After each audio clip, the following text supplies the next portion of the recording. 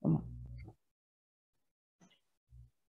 Boa noite, todas e todos que assistem e acompanham o canal Taba TV. Nosso programa de hoje, programa de mulheres de luta e resistência, vai ter o prazer de dedicar esse mês, inclusive, né, será todo dedicado às mulheres negras, latino-americanas e caribenhas.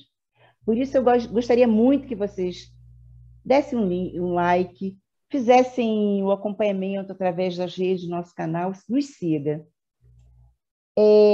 Por que a gente está dedicando esse mês às mulheres negras, latino-americanas e caribenhas? Porque o mês de julho ele representa o feminismo negro. E por quê?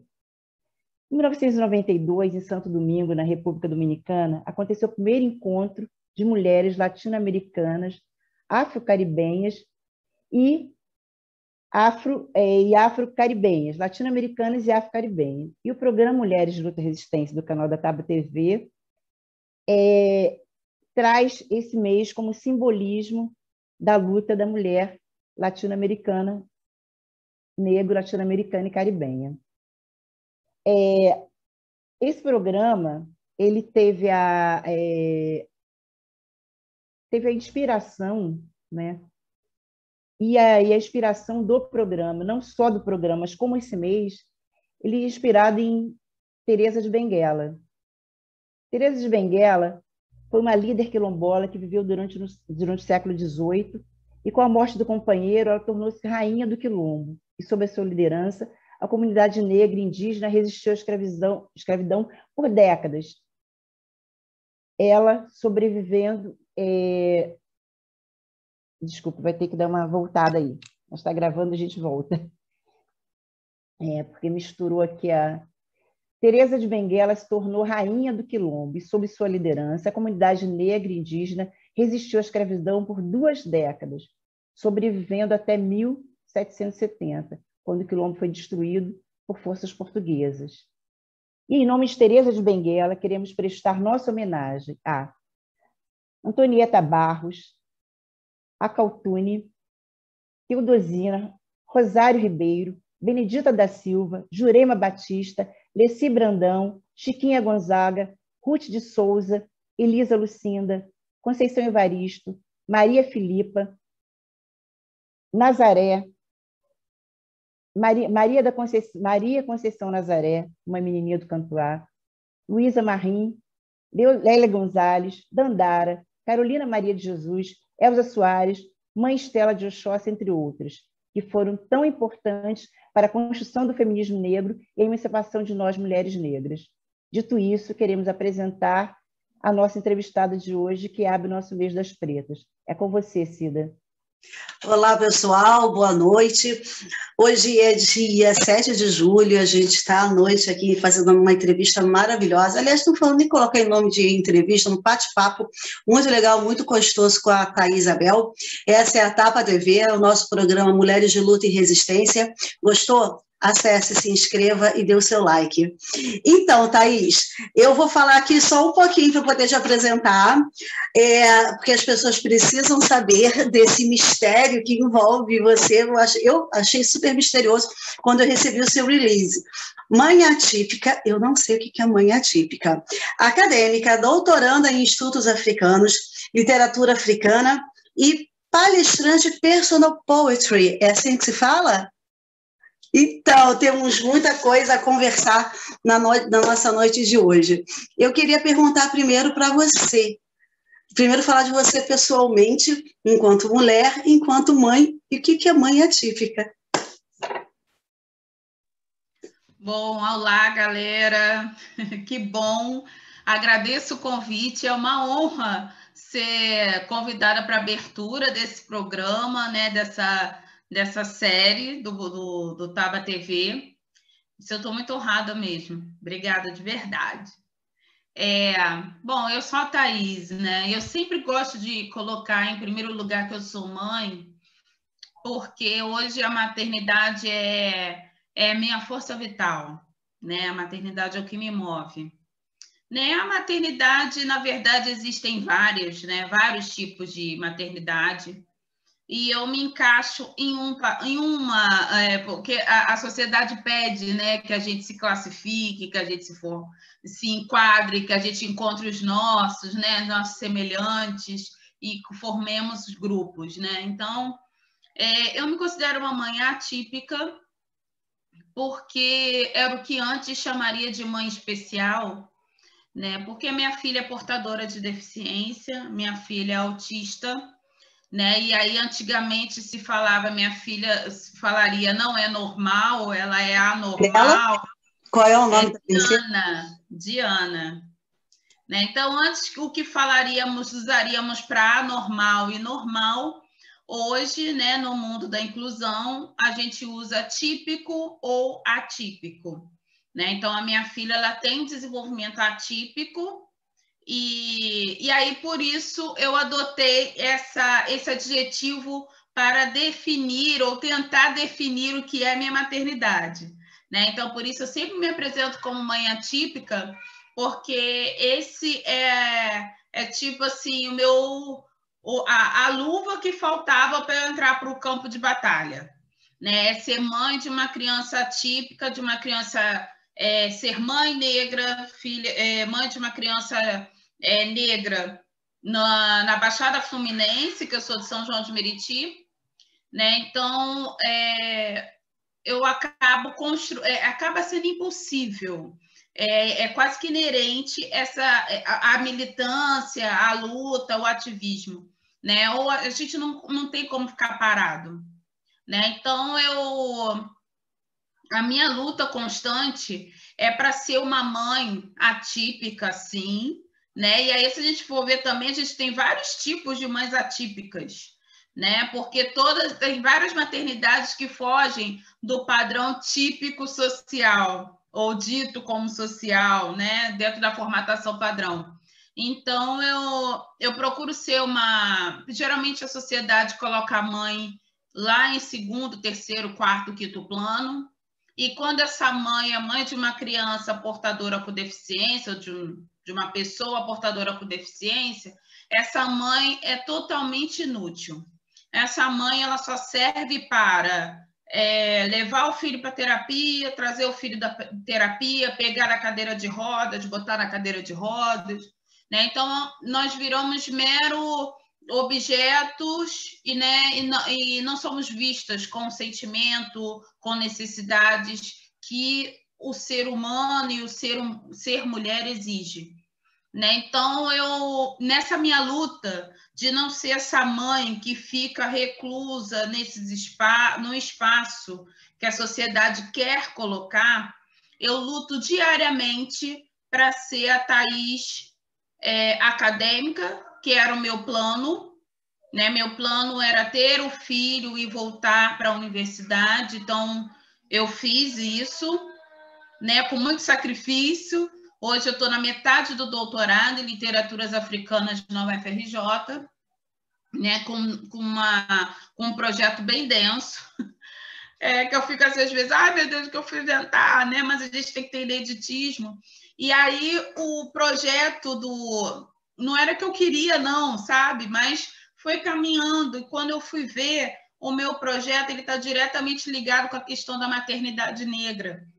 Né? Então, a minha pesquisa de doutorado gira em torno disso. Eu dou palestras motivacionais dentro desse cenário, desse contexto de maternidade, né, para as mães de portadores com deficiência, sobre autocuidado, autoestima, né? A gente esquece. Se a gente o autocuidado para a gente é como se fosse um remédio, assim, a gente tem que se forçar a fazer, porque senão não flui, né? E eu dou palestras também em empresas sobre empoderamento feminino, dando esse recorte para o feminismo negro ou não. Thaís, qual a sua idade? Eu tenho 41. Nova, muito nova, e nossa, que história de vida que você tem, né? Diana tem 5 anos. Sim, isso que eu ia perguntar agora, que idade tem a princesa, que Diana é nome de princesa, né?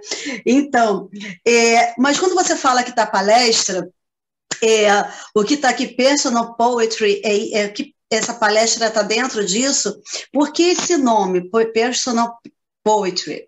Você fala. Então, esse nome, Personal Poetry, na verdade foi um amigo que deu, né? Por quê? Eu fundei aqui na Baixada Fluminense um grupo chamado Escritores Visíveis. Né? A princípio, o grupo seria Escritoras Visíveis da Baixada Fluminense. Mas a gente viu que tinha uma demanda masculina também grande, então nós tornamos escritores da Baixada Fluminense.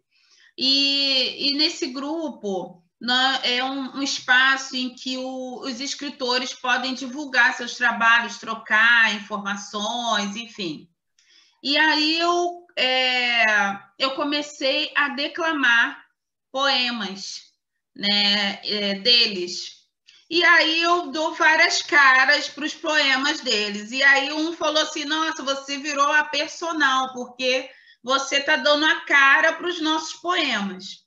Né? Então, na minha página do Instagram, tem algumas performances, né? Sempre buscando ajudar e promover os meus colegas escritores. E hoje até me vejo como escritora também, né? Fala o nome da sua página no Instagram e depois a gente coloca a legenda aqui para todo mundo. Fala com a sua página no Instagram. É o meu nome mesmo, Thaís Isabel. Thaís com S. Isso, Thaís com S. Thaís Isabel. E aí eu faço declamações poéticas, aí eu me maqueio, me fantasio, dependendo do que o poema quer transmitir, ou que eu sinto que o poema quer transmitir. Né? Então, esse é um trabalho que eu faço para os amigos mesmo, eles pegam e falam assim, cara, eu tenho esse poema aqui que eu quero ver como é que você vai fazer com ele. Então, você é uma intérprete, como se fosse uma intérprete de música, né? É a Maria Bethânia dos escritores africanos. Eu queria perguntar a você, eu queria até recordar, né, que nós tivemos esse encontro quando você declamou um poema, quando nós tivemos uma live o ano passado, nesse mês mesmo, né? A solidão da mulher negra, né? E foi muito emblemático. Nós fizemos uma live na época para para homenagear esse mês de julho, né? E a Thaís foi onde eu conheci Thaís, declamando um poema sobre a solidão da mulher negra, que foi muito impactante, né? Porque diz muito sobre a sociedade, a mulher que vive e que tem esse papel de mãe solo na sociedade, né? E que ela às vezes passa por um apagamento, né?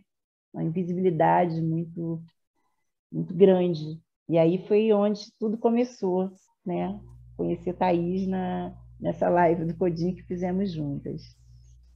E para mim começou assim, em 2004 eu conheci, fui num evento de mulher e literatura em Brasília, e aí eu conheci o núcleo de escritoras negras.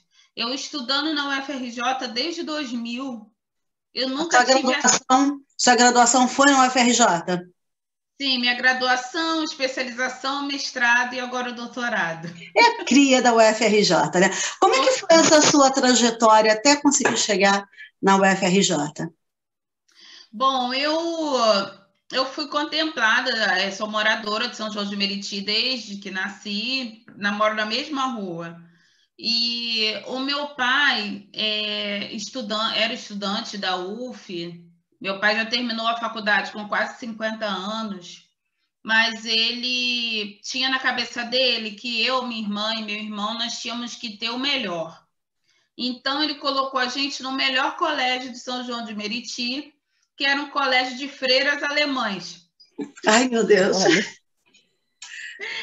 Né? E aí foi lá que eu fiz a formação do jardim até o 3º ano do ensino médio, o curso de formação de professores. Ah, você é normalista? Oi? Você é normalista, então? Sou normalista. Por isso que dá 24 anos de magistério, né? Se for contar desde a época da que eu dou aula para as crianças, sim, desde muito tempo, meu Deus.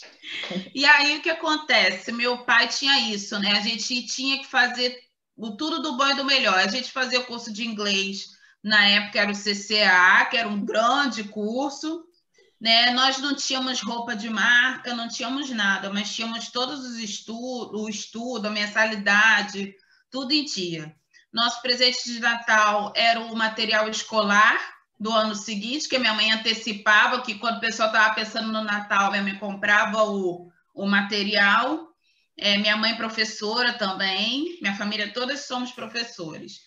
Né? Minha mãe professora daquela primeira leva de diretoras do Brizola, né? Do Brizolão. CIEPs, né? Isso.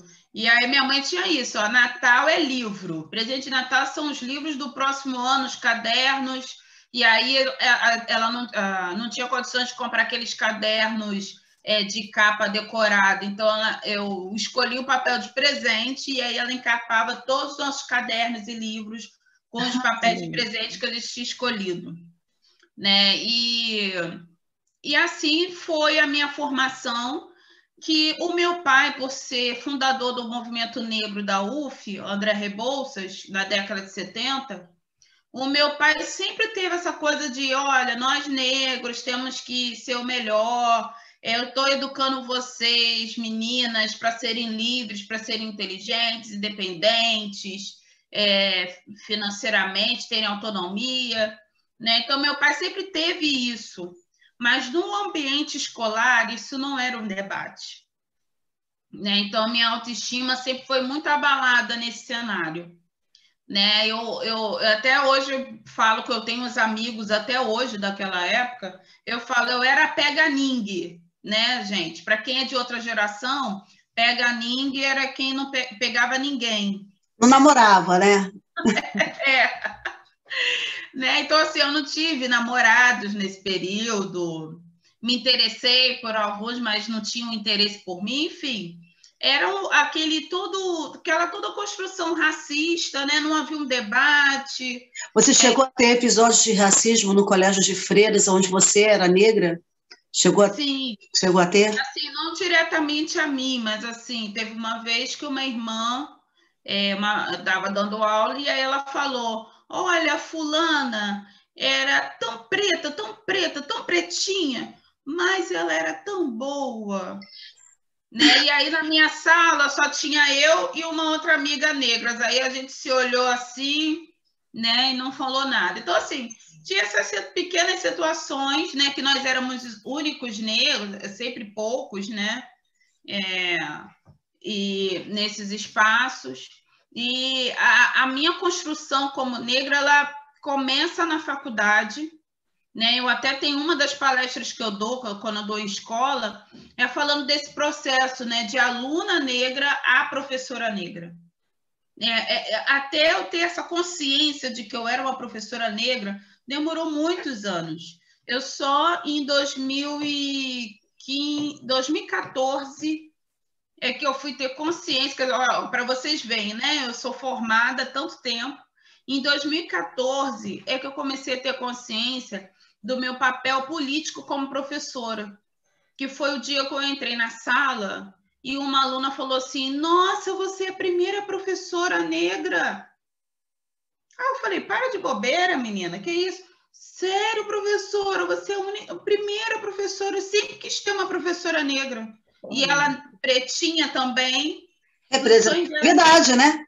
Precisava ser essa representatividade, né? Esse racismo estrutural que nos traz, né? Que traz desde o tempo do nosso povo escravizado até os dias atuais, né? Ele estrutura de uma forma tão densa, né? Que você às vezes não se percebe sendo vítima de racismo, né? E às vezes a pessoa precisa dessa representatividade.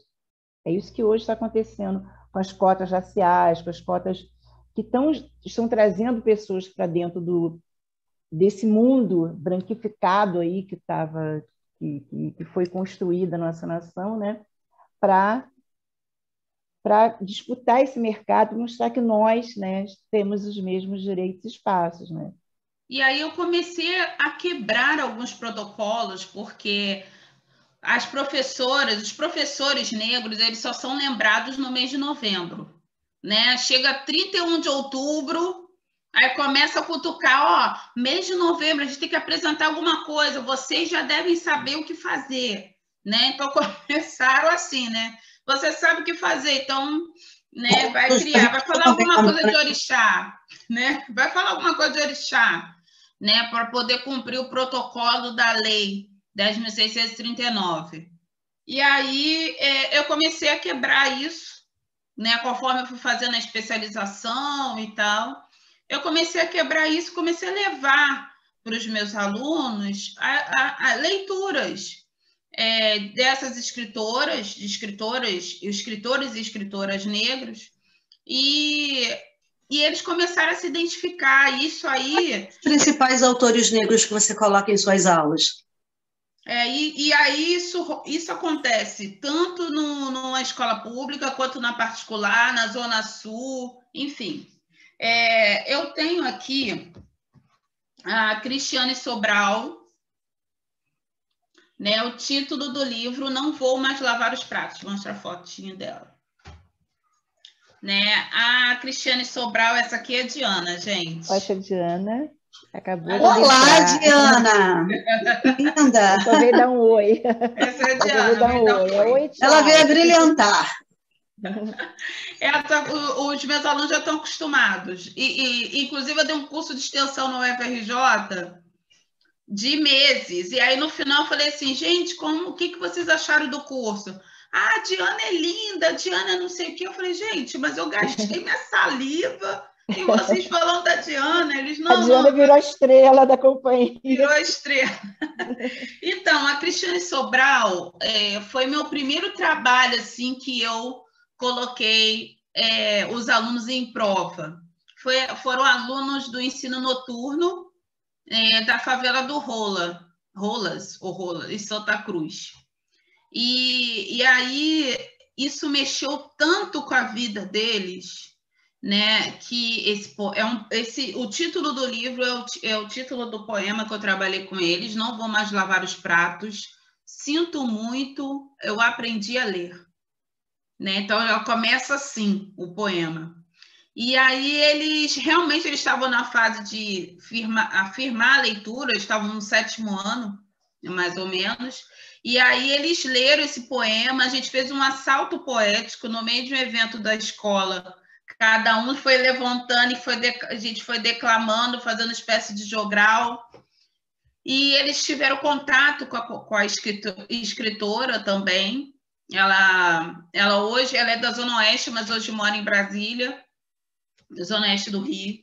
E aí eles ficaram maravilhados, né? Porque às vezes a gente quer seguir os protocolos da literatura, do currículo, são importantes, mas são muito distantes, né? Então os alunos precisam de algo que aproxime, né? Essa questão da representatividade. E, inclusive, dessa turma que participou, eu fiquei muito tempo trabalhando um poema, que é um poema extenso, e eu trabalhei gramática, trabalhei tudo em cima do poema, e aí muitas se inspiraram nesse poema.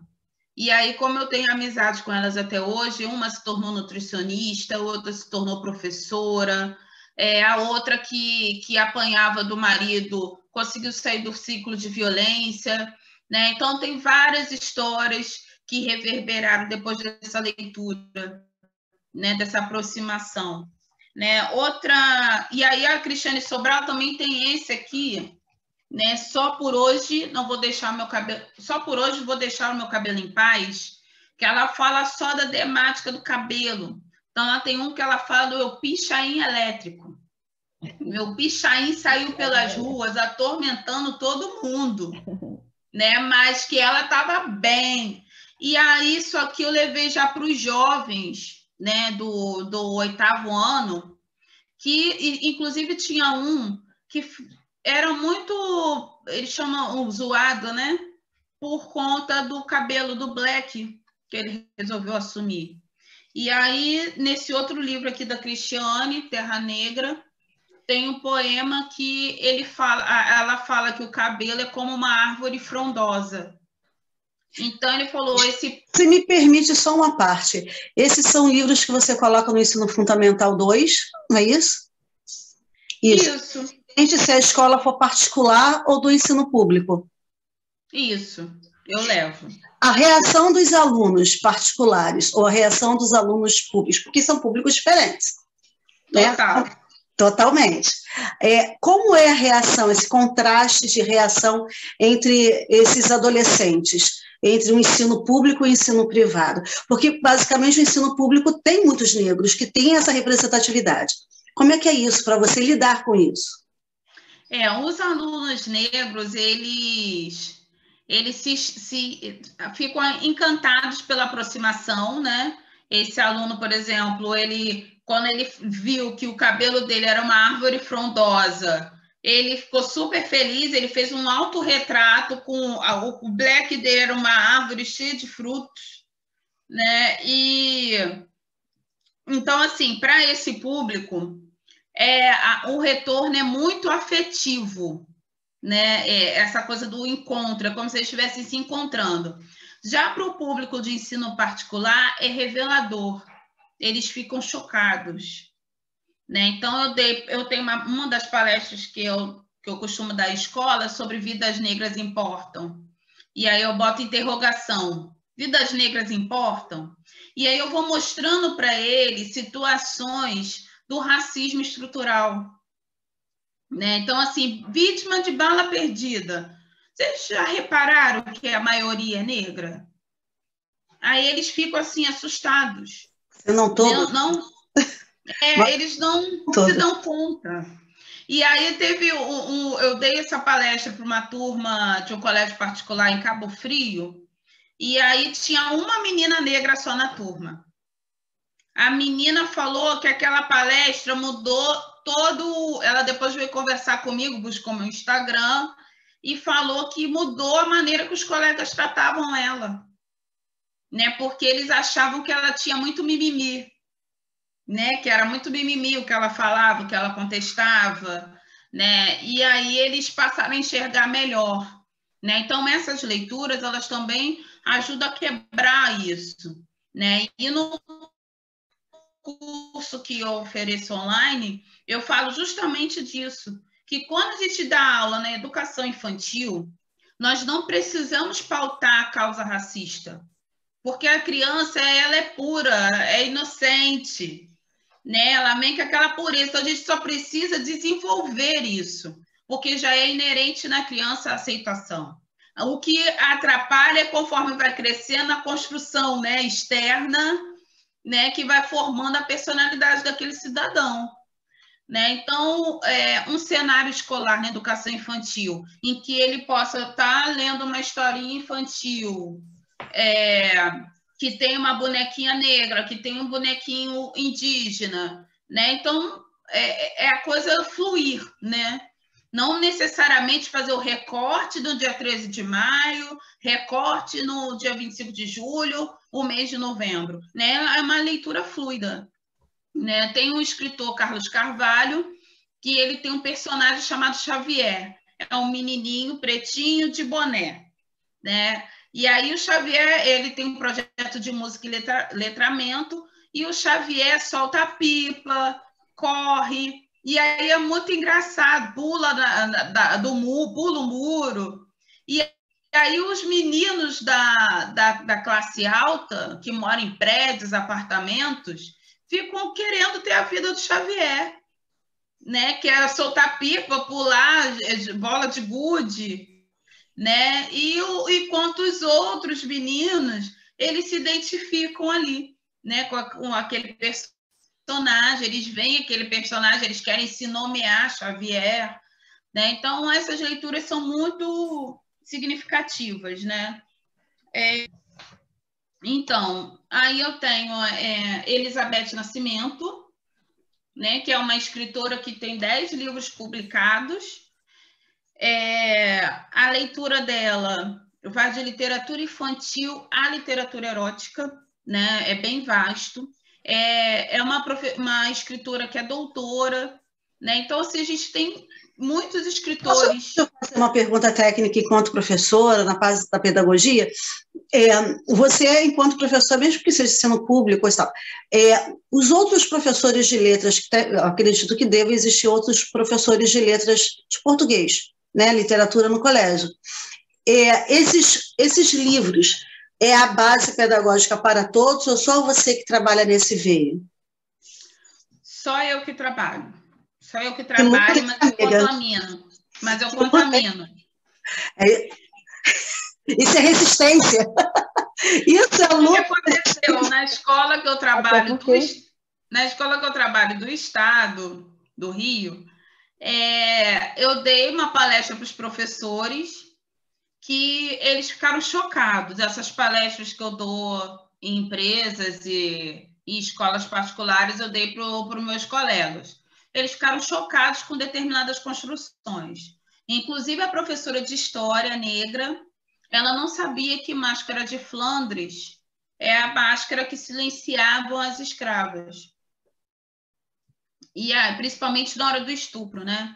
E aí ela falou assim, gente, eu sou uma mulher negra, eu não tinha consciência disso, né? Porque lá no meu Instagram, quem for lá vai ver a minha performance sobre um poema chamado Máscara de Flandres.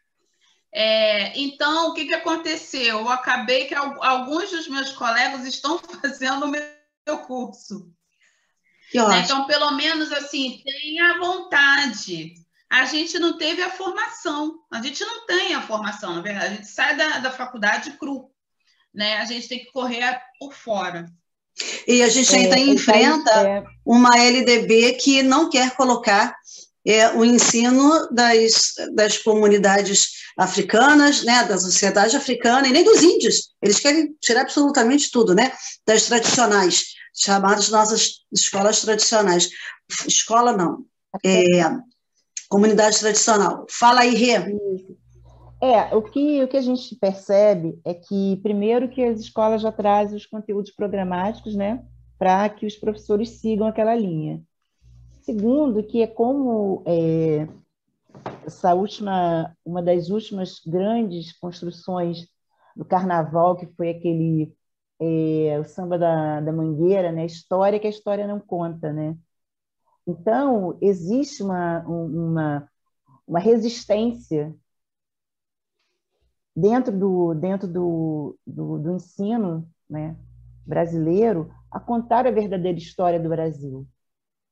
E nós sabemos, né, que muitos professores recebem aquele tipo de livros, né, para passar para os seus alunos de uma forma que eles simplesmente contam a história que querem que todos acreditem, né? E aí, como a Cida falou anteriormente, a resistência da introdução da história, né, de línguas africanas dentro do conteúdo da formação, né, de alunos, é muito por conta disso. É desfazer tudo que foi feito anteriormente, tudo que foi contado, que foi recontado, né? E aí a gente vê, Regina, como isso é tão estrutural, né? Eu, por exemplo, estou na metade do doutorado em literaturas africanas, mas dá para contar nos dedos os concursos que surgiram para captar professores de literaturas africanas. Né? Agora eles querem professor de português e espanhol para o professor poder dar aula das duas línguas, mas eles não pensam nesse recorte racial. E quando você vai entrar no ambiente universitário, ontem, por exemplo, estava dando aula, uma das minhas alunas que dá aula na Universidade Federal, uma delas lá no Sul, ela alegou o seguinte, que a disciplina literatura afro-brasileira é optativa. Então, a gente vê assim, olha como é que a coisa funciona, né? E ela é uma mulher branca, dando aula de literaturas africanas, sendo que a formação dela não é literaturas africanas. Então, ela está buscando, fazendo tudo quanto é curso, para poder se habilitar numa disciplina que ela já está inserida. E aí ela até falou... responsável, né? E ela até falou assim, Ela falou que se sente mal. Ela falou, gente, tinha que ter uma professora negra para poder assumir essa parte. Tinha que ter um departamento de africanas e tal. Né? Então, a gente vê como essa estrutura, a gente tem que estar constantemente quebrando. Eu, todo dia de manhã, eu acordo, respiro fundo e falo, é mais um dia de luta. Porque a gente tem que lutar contra o patriarcado, contra o machismo, contra o capacitismo, né? Que o capacitismo estrutural também circula pela minha vida, porque minha filha não tem tratamento adequado. Porque... Você só é bom para a sociedade se for produtivo. Exatamente.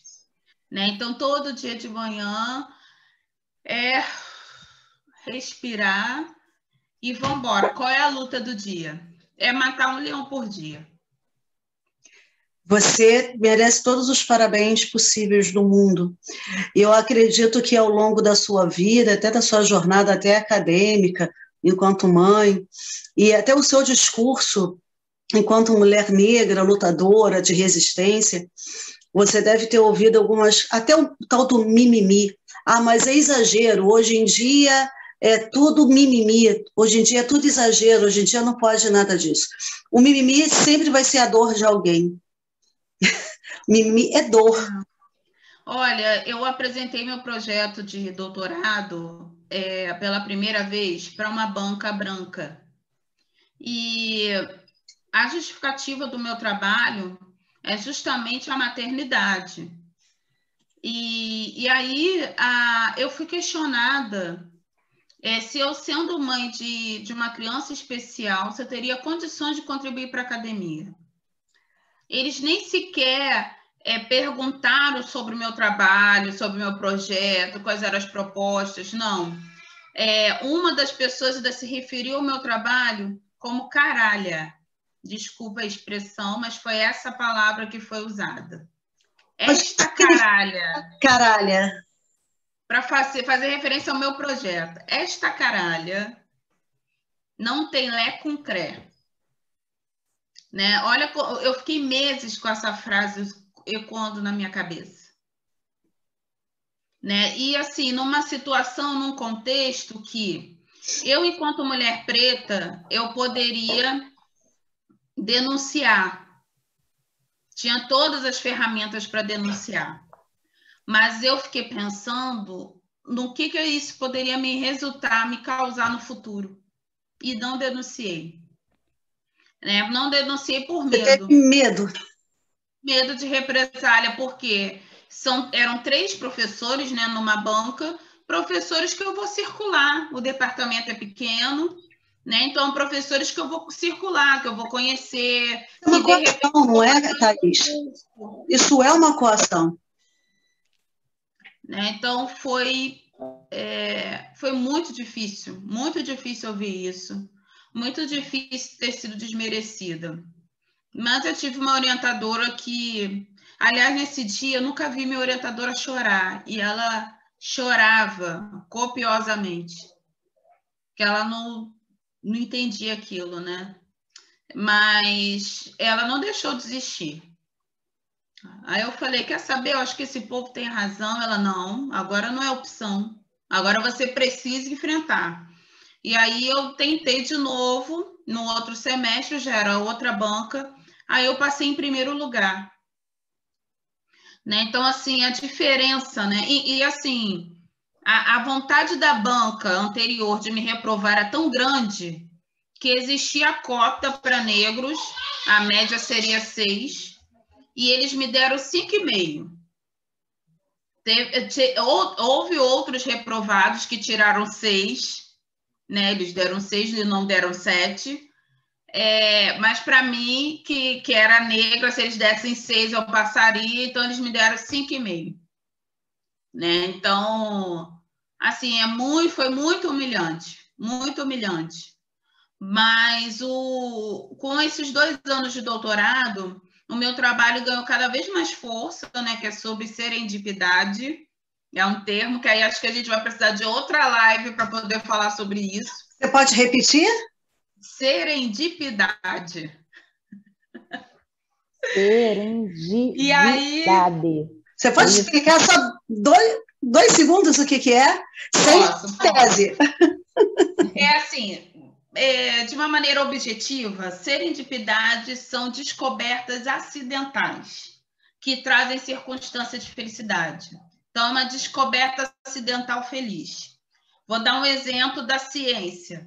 O Alexander Fleming, ele esquece uma cultura de bactérias do seu laboratório de uma noite para outra. Quando ele volta, ele esquece fora da geladeira. Quando ele volta, ele, em vez de descartar, ele olha e veja assim, opa, tem alguma coisa aqui. E aí veio a descoberta da penicilina. Né? Então, o Alexander Fleming, ele teve um momento de serendipidade. Então, a serendipidade é quando a gente encontra algo que a gente não está procurando e isso traz para a gente uma circunstância de felicidade. É uma graça. E aí, a minha pesquisa... Eu acho que é uma graça. É uma graça. Cida, então o nosso programa também é serendipidade, né?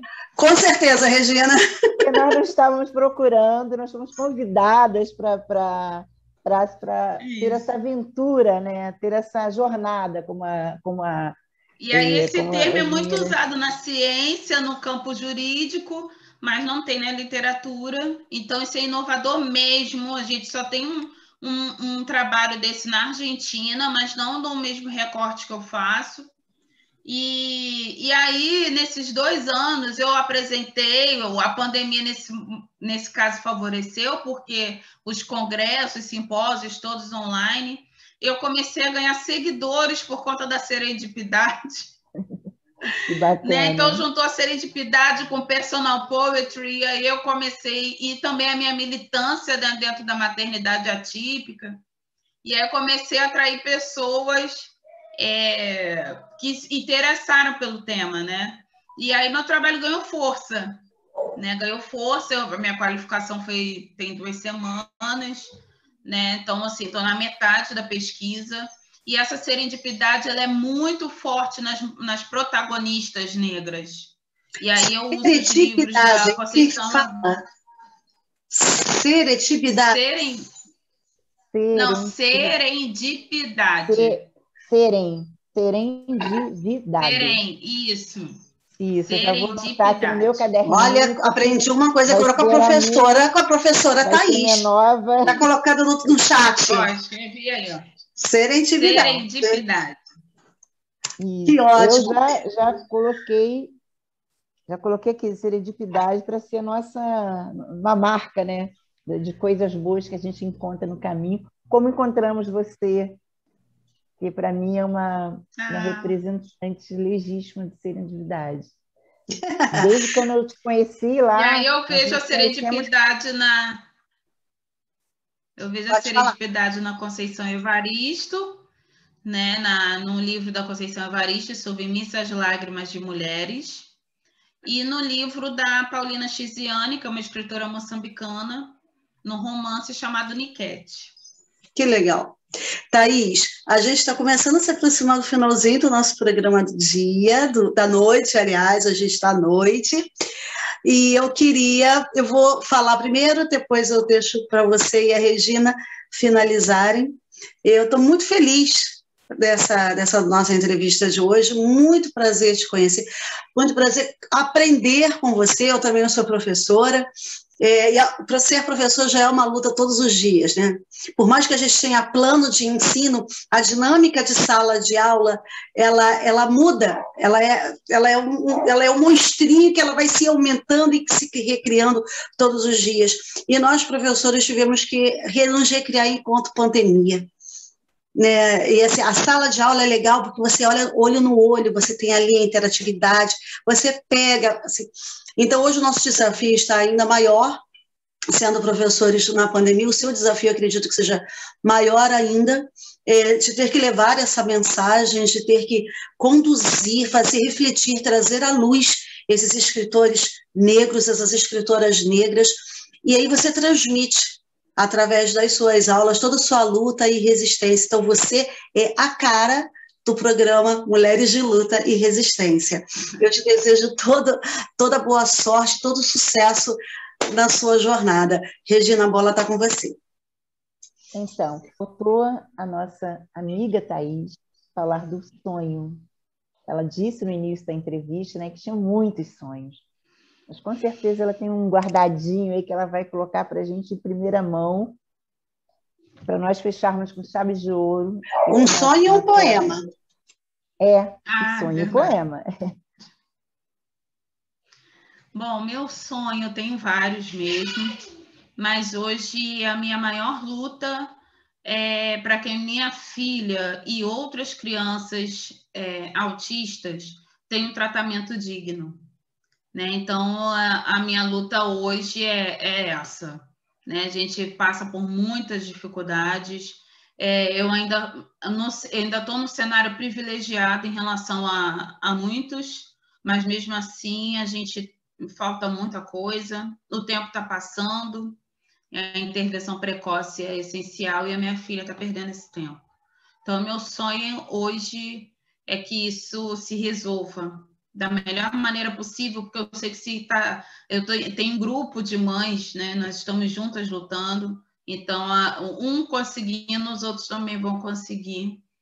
E eu espero isso, que o capacitismo estrutural seja desmantelado, assim como o racismo estrutural também, né? A gente sabe que a palavra estrutura já deixa a coisa bem mais difícil, né? Quando vem estrutural depois. A gente desestruturar a estrutura. Mas a gente está aqui. Espere o inesperado, né? A gente está aqui. É justamente o poema que eu vou declamar, que é da Cristiane Sobral, né? Também tenho... essa performance está inclusive no Facebook ou no Instagram da própria escritora. Espere o inesperado. Sou pássaro preto. Estendo as minhas asas. Desculpa, vou recomeçar. Espere o inesperado. Sou pássaro preto. Estendo as minhas asas. Coloco fogo na dor. Espalho as cinzas pelo meu corpo e forjo uma pele nova a cada momento. Jogo as cinzas ao vento e voo, águia negra, a ressuscitar diante de qualquer tempestade. Mais forte, mais célebre, mais viva, mais leve, mais lúcida, mais nítida. Espere o inesperado. Né? Então, esse é um poema da Cristiane Sobral. Vou ler só mais um. Né? Em homenagem ao mês das pretas, eu vou ler o poema intitulado Mulher Preta, de Elaine Marcelina. Mulher preta sou eu. Mulher preta, aquela que me pariu. Mulher preta, aquela que saiu de minhas entranhas. Mulher preta, aquela que me criou. Mulher preta que resistiu à viagem transatlântica. Mulher preta, aquelas candaces lá e escravas aqui. Mulher preta, aquelas do samba. Mulher preta, forra mulher preta, quituteira de ganho. Mulher preta, aquela que ganhou a vida vendendo acarajé. Mulher preta velha, mulher preta nova, mulher preta linda. Mulher preta, aquela ousada. Mulher preta brasileira. Todas fruto da mãe África, mulher preta, aquela ama de leite. Mulher preta, mãe de sagrado. Mulher preta, aquela que tem na tua, na minha, na nossa família. Mulher preta hoje. Atriz, escritora, juíza, professora, médica, mestre, ainda doméstica. Mulher preta essa que vos escreve. Mulher preta que ontem teve sua voz sussurrada, embargada, calada, sufocada, arrancada. E o seu corpo surrado, lanhado, chicoteado, sangrando e pedindo clemência. Mulher preta agora tem voz, vez, espaço, dignidade, história, vida, profissão. E tudo isso fazendo a história desse povo brasileiro. Pois todas nós, mulheres pretas, geramos os filhos e filhas desta nação chamada Brasil. Bravo, bravíssimo. Me permita ficar com os olhos mareados, porque, assim, nós que somos mulheres negras, sabemos exatamente o que vem em cada estrofe desse poema, cada palavra dele. Nós somos as mulheres que ajudamos a estruturar essa nação. Nós amamentamos os filhos dos donos das senzalas, né? E não tivemos oportunidade de amamentar os nossos filhos. Nós ajudamos a educar os filhos dos donos da senzala e não podemos ficar junto com os nossos filhos, né? Então, ao fazer a travessia, nós ganhamos um outro mundo, um mundo de privação. Esse mundo, ele segue hoje ainda pelas nossas atuais mulheres escravizadas de outra forma, mulheres subvalorizadas de outra forma, mulheres abatidas a tiro nos guetos e favelas, que são as escravizações modernas, né? Então, eu fico muito feliz de ter trazido você ao nosso programa, Mulheres de Luta e Resistência. E nesse mês, como você disse anteriormente, que é um mês... Nós não temos que debater a mulher negra só no dia 25. E a libertação só no dia 1º de maio, pseudo-libertação, né? No 13 de maio. A luta de Zumbi não pode ser só feita em novembro, dia 20 de novembro. O combate a esse racismo estrutural, ele tem que começar, ele tem que seguir da gente para fora, da forma que você está fazendo agora. Colocando essa geração que você dialoga na sala de aula, né? Trazendo toda essa problematização, mostrando para eles, né? Porque eu acho que essa geração que virá aí, ela tem uma responsabilidade muito grande, que é de se entender como negros e negras, se valorizar como negros e negras, e, acima de tudo, lutar pela igualdade, porque nós somos raça brasileira, nós somos filhos de índios e índias, que são os verdadeiros donos dessa terra. Nós somos negros que vieram escravizados, mas somos os construtores dessa terra. Então, assim, hoje a gente encerra o programa agradecendo muito a você, agradecendo a todos que vão assistir nosso programa no futuro e convidando a todos, siga-nos nos nossos canais, dê um like lá e acompanhe Mulheres de Luta e Resistência. A todos uma boa noite, mais uma vez, muito obrigada. Boa noite, pessoal. E saiba que a gente vai te chamar outras vezes, porque há muito que Thaís tem a contribuir com o nosso canal. Muito obrigada, boa noite. Obrigada, Thaís, pela sua generosidade. Todo mundo de coraçãozinho.